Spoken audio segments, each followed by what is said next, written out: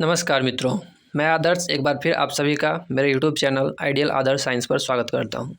जैसा कि आप जानते हैं, इस चैनल पर साइंस से रिलेटेड वीडियो अपलोड होते हैं और साइंस एनसीईआरटी बेस्ड जो बुक है उसके अध्यायवार समरी को हम लोग प्रतिदिन देखते हैं।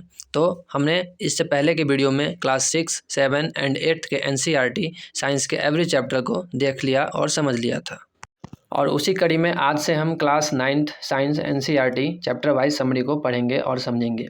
इस वीडियो को बनाने का उद्देश्य यह है जो हमें अभी आगामी परीक्षा बीपीएससी टीआरई 4.0 जो होने वाली है उसमें यह आपको लाभकारी साबित होगा अगर आप इसे रेगुलर पढ़ते और समझते हैं, क्योंकि 9th और 10th से ही मैक्सिमम क्वेश्चन जो एग्ज़ाम है बीपीएससी का टीआरई उसमें बनते हैं। तो चलिए इसके चैप्टर 1 को शुरू करते हैं और देखते हैं कि चैप्टर 1 में कौन सा अध्याय दिया गया है। तो चलिए पहले इसका विषय सूची को देखते हैं। तो यह है विषय सूची। विषय सूची में है अध्याय 1, यानी अध्याय 1 में हमें दिया गया है हमारे आसपास के पदार्थ। इस पाठ का नाम है हमारे आसपास के पदार्थ, यानी मैटर इन आवर सराउंडिंग। हमारे चारों ओर जो पदार्थ हैं उससे रिलेटेड ज्ञान इस पाठ में दिया जाएगा। तो यह है हमारा अध्याय 1, मैटर इन आवर सराउंडिंग्स। तो चलिए इसकी भूमिका को थोड़ा पढ़ लेते हैं, उसके बाद फिर सारांश की ओर बढ़ेंगे। तो चलिए शुरू करते हैं। यहाँ लिखा है, अपने चारों ओर नज़र दौड़ाने पर हमें विभिन्न प्रकार की वस्तुएं नजर आती हैं जिनका आकार, आकृति और बनावट अलग अलग होता है। इस विश्व में प्रत्येक वस्तु जिस सामग्री से बनी होती है उसे वैज्ञानिकों ने पदार्थ का नाम दिया है, यानी मैटर। जिस हवा में हम श्वास लेते हैं, जो भोजन हम खाते हैं, पत्थर, बादल, तारे, पौधे एवं पशु, यहाँ तक कि पानी की एक बूंद या रेत का एक कण, ये भी क्या है, एक पदार्थ ही है। ध्यान देने योग्य बात यह है कि ऊपर लिखी गई सभी वस्तुओं का द्रव्यमान होता है और ये कुछ न कुछ स्थान घेरती हैं। तो ये हमारा पदार्थ का यानी मैटर का शॉर्ट डेफिनेशन था। तो चलिए अब हम बिना लेट के हुए इन क्रियाकलापों को छोड़कर डायरेक्ट इस पाठ के इस अध्याय के सारांश को पढ़ते हैं और समझते हैं। तो जैसा कि आप पिछले वीडियो को देखते हैं तो समझ चुके होंगे कि हर एक अध्याय में एनसीईआरटी बुक के हर एक अध्याय के अंत में जब अध्याय समाप्त हो जाता है तो आपने क्या सीखा करके सारांश के रूप में, समरी के रूप में कुछ पॉइंट्स, वन लाइनर यहाँ पर दिया रहता है। तो इसी से हम क्वेश्चन हमारे एग्जाम में बनेंगे। तो चलिए इसे पढ़ते हैं, शुरू करते हैं। पहला पॉइंट दिया गया है, द्रव्य सूक्ष्म कणों से मिलकर बना होता है। द्रव्य जो होता है वो छोटे छोटे कणों से मिलकर बना होता है। हमारे आसपास द्रव्य 3 अवस्थाओं में विद्यमान होते हैं, पहला ठोस, द्रव और गैस। तीसरा पॉइंट कहता है, ठोस के कणों में आकर्षण बल सबसे अधिक है, गैस के कणों में सबसे कम है और द्रव के कणों में इन दोनों के मध्यवर्ती होता है। जितना ठोस में होता है और जितना गैस में होता है, उस दोनों का जो मध्यवर्ती भाग अगर मान लें तो वो हमारा द्रव में होता है। ये चीज़ यहाँ पर लिखा गया है। तो नेक्स्ट पॉइंट में कहता है, ठोस के कणों में ठोसों को निहित करने वाले कणों के बीच का रिक्त स्थान और गतिज ऊर्जा न्यूनतम गैसों के लिए यह अधिकतम किंतु द्रवों के लिए मध्यवर्ती होता है। वही बात यहाँ पर दोहराया गया है। चलिए आगे पढ़ते हैं। ठोसों के लिए उनके कणों की व्यवस्था अत्यधिक क्रमित होती है। द्रवों में कणों की परतें एक दूसरे पर फिसल व स्खलित हो सकती हैं। गैसों में कोई क्रम नहीं होता है और इनके कण अनियमित रूप से विचरण करते हैं। तो ये ठोस, द्रव और गैस के कणों के बीच में अंतर बता दिया गया है। चलिए अगला लाइन पढ़ते हैं। पदार्थ की अवस्थाएं अंतः परिवर्तित होती हैं। पदार्थ की अवस्थाओं में परिवर्तन ताप और दाब में परिवर्तन से किया जा सकता है।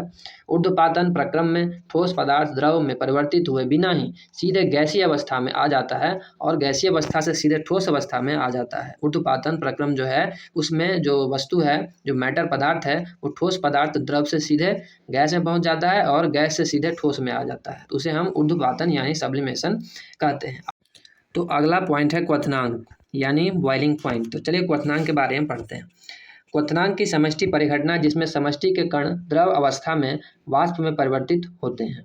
वाष्पीकरण एक सतह की परिघटना है। सतह के कण पर्याप्त ऊर्जा ग्रहण कर उनके बीच के परस्पर आकर्षण बलों को पार कर लेते हैं और द्रव को वाष्प अवस्था में परिवर्तित कर देते हैं। तो ये प्रक्रिया हमारी वाष्पीकरण यानी वेपोराइजेशन कहलाती है। आगे लिखा है नेक्स्ट पॉइंट में, वाष्पीकरण की गति निम्नलिखित कारकों पर निर्भर करती है। सतही क्षेत्रफल जिसका वायुमंडल के प्रति परित्याग होता है, तापमान, आर्द्रता और वायु की गति, ये सब क्या है, यानी वाष्पीकरण की गति निम्नलिखित कारकों पर निर्भर करती है। सतही क्षेत्रफल जिसका वायुमंडल के प्रति परित्याग होता है, इस पर, तापमान पर, आर्द्रता पर और वायु की गति पर। नेक्स्ट पॉइंट है वाष्पीकरण से ठंडक भी उत्पन्न होता है। वाष्पीकरण जो होता है, कोई सामान अपने हाथ में आप रख लें और उसका वाष्पीकरण जैसे जैसे होगा तो आपको हाथ पर, हथेली पर ठंडक का महसूस होगा। तो नेक्स्ट पॉइंट, वाष्पीकरण की गुप्त ऊष्मा ताप की वह मात्रा है जो 1 किलोग्राम द्रव को वायुमंडलीय दाब और द्रव के क्वथनांक पर गैसीय अवस्था में परिवर्तन करने हेतु प्रयोग होती है। लास्ट पॉइंट इसमें दिया गया है, जो संगलन की गुप्त ऊष्मा ऊर्जा की वह मात्रा है जो 1 किलोग्राम ठोस को वायुमंडलीय दाब पर ठोस को उसके संगलन बिंदु पर लाने के लिए प्रयोग होती है, तो वह संगलन की गुप्त ऊष्मा ऊर्जा कहलाती है। तो ये था मित्रों इस पाठ का part 1 matter in our surrounding, पदार्थ हमारे चारों ओर, इसका समरी। तो समरी को हमने पढ़ लिया और समझ लिया। थोड़ा सा यहाँ पर कुछ पॉइंट दिया गया है, कुछ संकेत, कुछ प्रतीक, मात्रक और राशि दी गई हैं। चलिए इसे पढ़ लेते हैं। मेन पॉइंट में यहाँ लिखा है कुछ मापने योग्य राशियाँ और उनके मात्रक जिनका हमें ज्ञान होना चाहिए। तो राशि में पहला राशि दिया है तापमान यानी टेम्परेचर, जिसका मात्रक होता है केल्विन और इसे हम के से प्रदर्शित करते हैं, यानी इसका प्रतीक के है।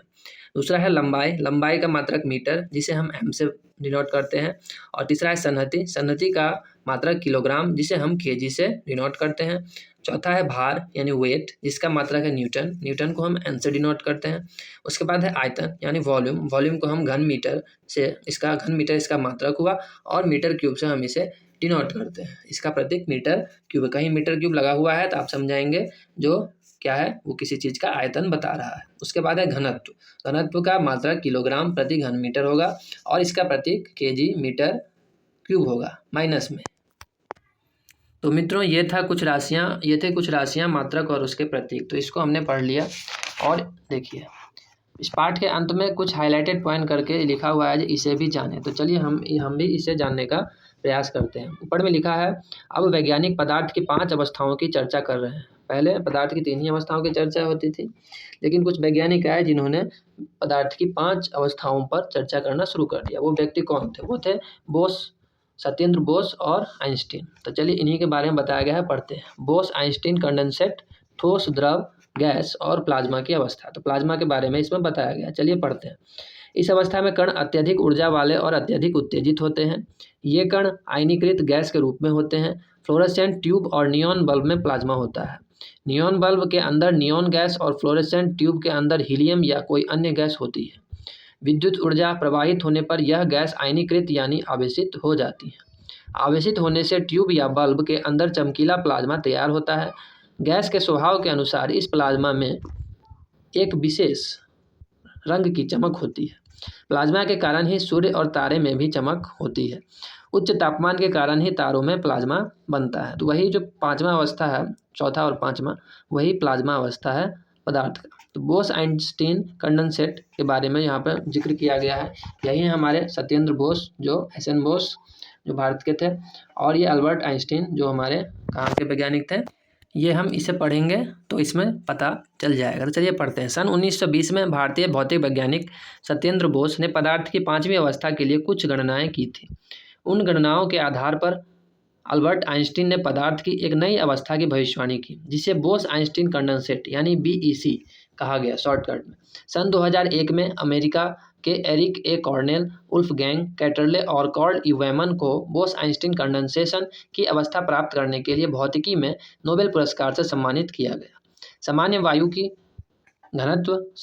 के घनत्व के 1,00,000वें भाग जितने कम घनत्व वाली गैस की बहुत ही कम तापमान पर ठंडा करने से BEC तैयार होता है, बोस आइंस्टीन कंडेंसेट तैयार होता है। ये वेबसाइट यहाँ पर दिया गया है www.chem4 ये जो भी है kids.com पर आप जाके क्लिक करेंगे, गूगल पर सर्च करेंगे तो आपको इसके बारे में और विशेष जानकारी वहाँ पर मिल जाएगी। वही बात यहाँ लिखा गया है, इस पर लॉग ऑन करके पदार्थ की 4थी और 5वीं अवस्था की और अधिक जानकारी आप प्राप्त कर सकते हैं, जिसे BEC बोलते हैं शॉर्टकट। तो ये इंपॉर्टेंट फैक्ट जो यहाँ पर दिया गया था, ये पढ़कर हम लोगों ने समझ लिया। और फैक्ट को देखते हैं जो इस पार्ट में और क्या पढ़ने लायक चीज़ है, उसे भी पढ़ते हैं।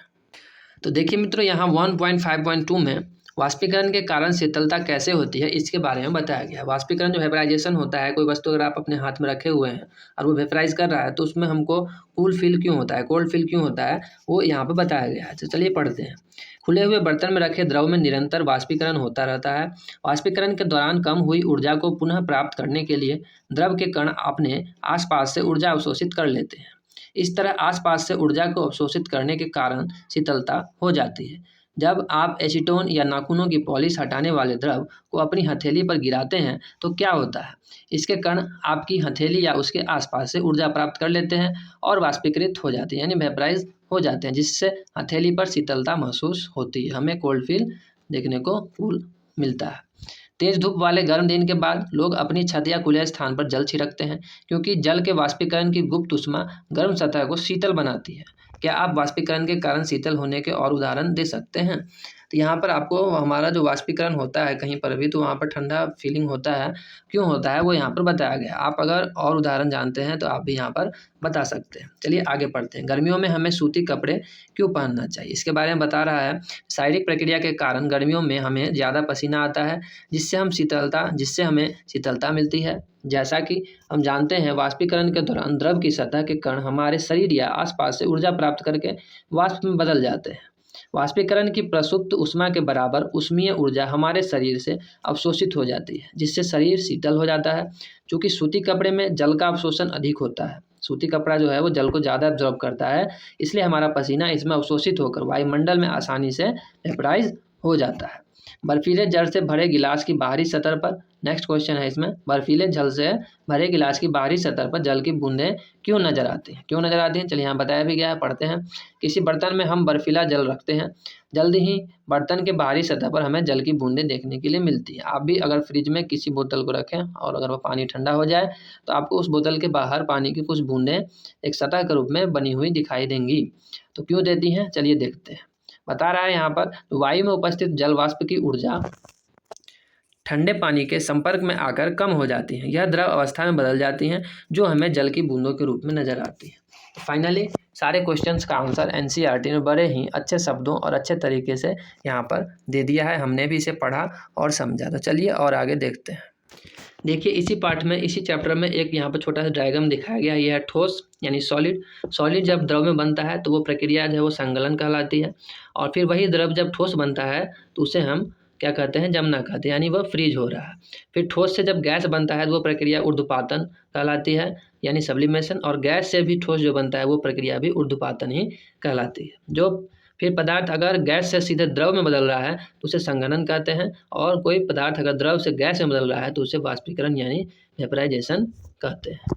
तो यही था चित्र 1.8, तीनों अवस्थाओं में पदार्थ का अंतरारूपांतरण, यानी जो तीनों जो पदार्थ हैं जो अब एक दूसरे में परिवर्तित होती हैं और परिवर्तन होने की प्रक्रिया क्या कहलाती है वो इस डायग्राम में बताया गया है। चलिए एक पॉइंट और मुझे यहाँ पर मिला है जो मैं पढ़ के सुनाता हूँ। क्या लिखा है? ठोस के तापमान को बढ़ाने पर उसके कणों की गतिज ऊर्जा बढ़ जाती है। गतिज ऊर्जा में वृद्धि होने के कारण कण अधिक तेजी से कंपन करने लगते हैं। गतिज ऊर्जा जब बढ़ जाएगी तो उसके जो कण हैं आपस में कंपन करने लगेंगे। ऊष्मा के द्वारा प्रदत्त की गई ऊर्जा कणों के बीच के आकर्षण बल को पार कर लेती है। इस कारण कण अपने नियत स्थान को छोड़कर अधिक स्वतंत्र होकर गति करने लगते हैं। एक अवस्था ऐसी आती है जब ठोस पिघलकर द्रव में परिवर्तित हो जाता है। जिस तापमान पर ठोस पिघलकर द्रव बन जाता है उसे ही हम गलनांक कहते हैं। यानी मुख्य रूप से इस लाइन में गलनांक की परिभाषा दी जा रही थी। गलनांक यानी मेल्टिंग पॉइंट। और फिर यहाँ हाईलाइटेड पॉइंट दिया गया है कि किसी ठोस का गलनांक, जो सॉलिड है उसका जो मेल्टिंग पॉइंट होगा, उसके कणों के बीच के आकर्षण बल के सामर्थ्य को दर्शाता है। यानी उसके कणों के बीच में जो कितना उसका सामर्थ्य है, कितना वो सॉलिड है, वो दर्शाएगा जो वो कितने डिग्री पर जाके वो मेल्ट होगा। यहाँ पे दिया गया है जो बर्फ़ का गलनांक जो है वो 273.16 केल्विन होता है। गलने की प्रक्रिया यानी ठोस से द्रव अवस्था में परिवर्तन को ही हम संगलन कहते हैं। देखिए यहाँ पदार्थ का भौतिक स्वरूप बताया गया है। चलिए इसे भी पढ़ लेते हैं। पदार्थ कणों से मिलकर बना होता है। बहुत समय तक पदार्थ के प्रकृति के बारे में दो विचारधाराएं प्रचलित थीं। एक विचारधारा का यह मानना था कि पदार्थ लकड़ी के टुकड़ों की तरह सतत होते हैं, परंतु अन्य विचारधारा का मानना था कि पदार्थ रेत की तरह के कणों से मिलकर बने होते हैं। तो एक क्रियाकलाप के माध्यम से यहाँ बताया गया है जो इस दोनों धारणा में से कौन धारणा सही है। देखिए इस चैप्टर में बहुत सारे क्रियाकलाप दिए गए हैं। सारे क्रियाकलाप को पढ़ना तो संभव नहीं है, लेकिन चलिए एक क्रियाकलाप को मैं पढ़कर आप लोग को समझाने का प्रयास करता हूँ। यह है क्रियाकलाप 1.11। सबसे पहले कह रहा है 100 ml की 3 सिरिंज ले लीजिए। 100 ml की 3 सिरिंज जो जिससे इंजेक्शन दिया जाता है मरीज को, वो वाला आप ले लीजिए। उनके सिरों को रबड़ के कॉर्क से बंद कर दें। उनके सिरों को यहाँ से नीडल हटा के और रबड़ का एक कॉर्क लगा के उसे बंद कर दें, जैसा कि चित्र 1.4 में दिखाया गया है। सभी सिरिंजों के पिस्टन को हटा लें। उसका जो पिस्टन है ऊपर वाला, इसको हटा लें पहले। उसके बाद क्या करें, पहली सिरिंज में हवा रहने दें। पहली सिरिंज में जो हवा रहेगा, दूसरी में जल और तीसरी में चौक के टुकड़े भर दें। मतलब एक सिरिंज में आप हवा जो है मतलब एयर नेचुरली उसमें रहता ही है और रहने दें। दूसरे में जल को भर लें, यानी एक में गैस, एक में लिक्विड और एक में सॉलिड डाल दें। उसके बाद कह रहा है पिस्टन को वापस सिरिंज में लगा दें। ये जो पिस्टन हमने निकाला था उसको फिर वापस इसमें लगा देंगे। उसके बाद सिरिंज के पिस्टन की गतिशीलता आसान करने के लिए उस पर थोड़ा सा वैसलीन लगा दें। इसका जो यहाँ पर मुंह होगा ये वाला, इस पर थोड़ा सा वैसलीन लगा दें जिससे ये स्मूथली आगे पीछे हो सके। उसके बाद कह रहा है अब आप पिस्टन की सिरिंज में डालकर संपीड़ित करने की कोशिश की। संपीड़ित मतलब उसको कंप्रेस, मतलब ये जो है इस पर आप अपना उंगली रख के इसको धीरे धीरे कंप्रेस करने का प्रयास करेंगे। ये हमारा पिस्टन है, ये अंदर गैस भरा हुआ है, ये आगे से रबर कॉर्क लगा हुआ है। चलिए, ये करने के बाद आप क्या देखेंगे वो यहाँ बताया गया कि इस स्थिति में पिस्टन आसानी से अंदर चला जाएगा। स्वाभाविक सी बात है, जिसमें केवल वायु भरा हुआ था उस स्थिति में आसानी से चला जाएगा। जिसमें चौक रखे थे वो सॉलिड है, उसमें नहीं जाएगा। और द्रव में गैस की अपेक्षा कम जाएगा। तो यहाँ इस क्रियाकलाप के माध्यम से यही बताया गया है, जो गैस जो होता है वो आसानी से संपीड़ित यानी कंप्रेस किया जा सकता है। चलिए इसमें क्या लिखा है इसे पढ़ते हैं। आपने देखा कि ठोसों एवं द्रवों की तुलना में गैसों को संपीड़ित यानी कंप्रेशन उसका किया जा सकता है, काफ़ी अधिक तक किया जा सकता है। हमारे घरों में खाना बनाने में उपयोग की जाने वाली द्रवीकृत पेट्रोलियम गैस यानी लिक्विड पेट्रोलियम गैस LPG या अस्पतालों में दिए जाने वाले ऑक्सीजन सिलेंडर में संपीड़ित गैस ही होती है। उसमें संपीड़ित करके कंप्रेस करके ही एक छोटे से डिब्बा में बर्तन में डाल दिया जाता है, उसको कंप्रेस करके। आजकल वाहनों में ईंधन के रूप में संपीड़ित प्राकृतिक गैस CNG का उपयोग होता है, उसे भी संपीड़ित करके ही उसमें स्टोर किया जाता है। संपीड्यता काफ़ी अधिक होने के कारण गैस के अत्यधिक आयतन को एक कम आयतन वाले सिलेंडर में भी संपीड़ित कर लेते हैं। हम भी जो घर के अंदर जो LPG यूज करते हैं, सिलेंडर होता है, उसमें गैस को संपीड़ित करके यानी कंप्रेस करके ही उसमें कम जगह में ज़्यादा से ज़्यादा गैस को डाला जाता है।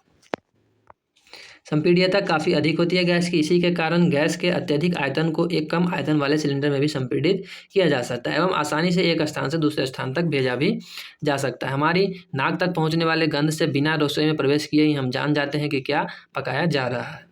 ये गंध हम तक कैसे पहुंचता है? ये वायुमंडल के माध्यम से पहुंचता है। जो गर्म खाना होता है उसका हम खुशबू जल्दी पहचान जाते हैं, क्योंकि गर्म वायु जल्दी ऊपर उठती है और वह वायुमंडल में तैरती है। लेकिन जो ठंडा खाना रहता है उसका गंध पहुंचने में हमारे नाक तक देर लगता है और हम उसके पास जाते हैं तब जाके उसका महक हमको पता चलता है। तो वही बात यहाँ लिखा हुआ है। चलिए पढ़ते हैं। खाने की गंध के कण वायु में मिल जाते हैं और रसोई से फैलकर हम तक पहुँच जाते हैं। यह गंध के कारण और दूर भी जा सकते हैं। पके हुए गर्म खाने की महक हमारे पास तक कुछ ही क्षणों में पहुंच जाती है, क्योंकि वो गर्म रहता है। इसकी तुलना ठोस और द्रव के मिश्रण से कर सकते हैं। आप इसकी तुलना ठोस और द्रव के मिश्रण से कर सकते हैं। कणों की तेज गति और अत्यधिक रिक्त स्थानों के कारण ही गैसों का अन्य गैसों में मिश्रण बहुत तीव्रता से होता है। यहाँ पर एक चित्र के माध्यम से बताया भी गया है। ये ठोस है, ये ठोस के कण देखिए आपस में सटे सटे हुए हैं। ये द्रव है, द्रव के कण उस ठोस की अपेक्षा थोड़ी दूर दूर है। और ये है गैस के कण, इस दोनों की अपेक्षा ही बहुत दूर दूर होते हैं, इसलिए इसको संपीड़ित किया जा सकता है। तो आज के वीडियो में हमने part 1 matter in our surrounding यानी पदार्थ हमारे चारों ओर कैसे मूव करते हैं, कैसे रहते हैं, उनका क्या क्रियाकलाप है, उसको देखा और समझा। और नेक्स्ट वीडियो में कल हम अध्याय 2 क्या हमारे आसपास के पदार्थ शुद्ध हैं यानी इंग्लिश में is matter around us pure, इसके सारांश को पढ़ेंगे तथा इसके मुख्य बिंदु को भी समझने का प्रयास करेंगे। तो आज के वीडियो में बस इतना ही। तब तक के लिए बहुत बहुत धन्यवाद। वीडियो अगर आपको हेल्पफुल लगे तो चैनल को लाइक, शेयर और सब्सक्राइब करके वीडियो को शेयर भी कर सकते हैं। तो बहुत बहुत धन्यवाद।